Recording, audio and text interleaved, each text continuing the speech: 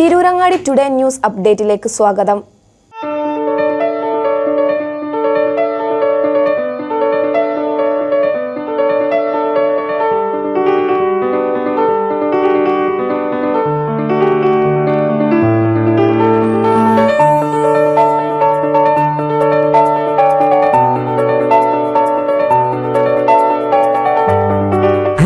Golden diamonds bypass road Chemmad. വാർത്തകൾ വിശദമായി. Pukayur government LP സ്കൂളിൽ സംസ്ഥാന സർക്കാരിന്റെ പ്ലാൻ ഫണ്ട് ഉപയോഗിച്ച് നിർമ്മിക്കുന്ന പുതിയ കെട്ടിടത്തിന്റെ ശിലാസ്ഥാപനം നടത്തി. ശിലാസ്ഥാപന കർമ്മം കായിക, റെയിൽവേ, വഖഫ് വകുപ്പ് മന്ത്രി V. അബ്ദുറഹ്മാൻ നിർവഹിച്ചു.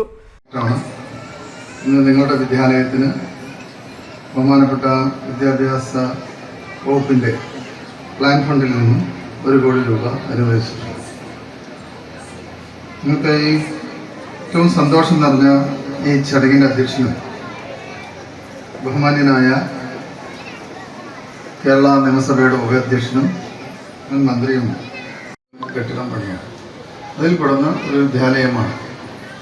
അതുകൊണ്ട് തന്നെ സമയബന്ധിതമായി ഈ പ്രവർത്തികൾ പൂർത്തീകരിക്കുക എന്നുള്ള ലക്ഷ്യം നമുക്കുണ്ട്. PWD ആ കാര്യത്തിൽ നല്ല മുൻകൈ എടുക്കുന്നുണ്ട്. അവർ സമയബന്ധിതമായി കെട്ടിടം തീർക്കുമെന്നാണ് ഇപ്പോൾ അറിയിച്ചിട്ടുള്ളത്.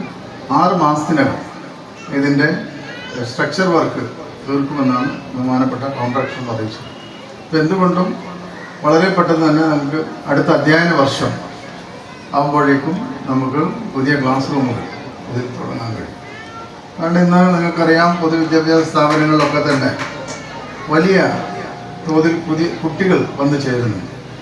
നമ്മുടെ കഴിഞ്ഞ ഒരു 3-3.5 വർഷം ചടങ്ങിന് പ്രതിപക്ഷ ഉപനേതാവ് PK കുഞ്ഞാലിക്കുട്ടി അധ്യക്ഷത വഹിച്ചു.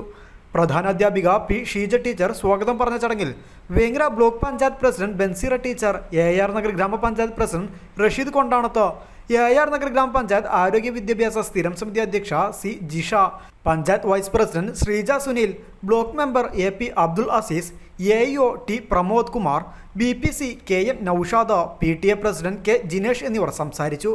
PWD assistant executive engineer D. Gopan Mukkulath report അവതരണം നടത്തി.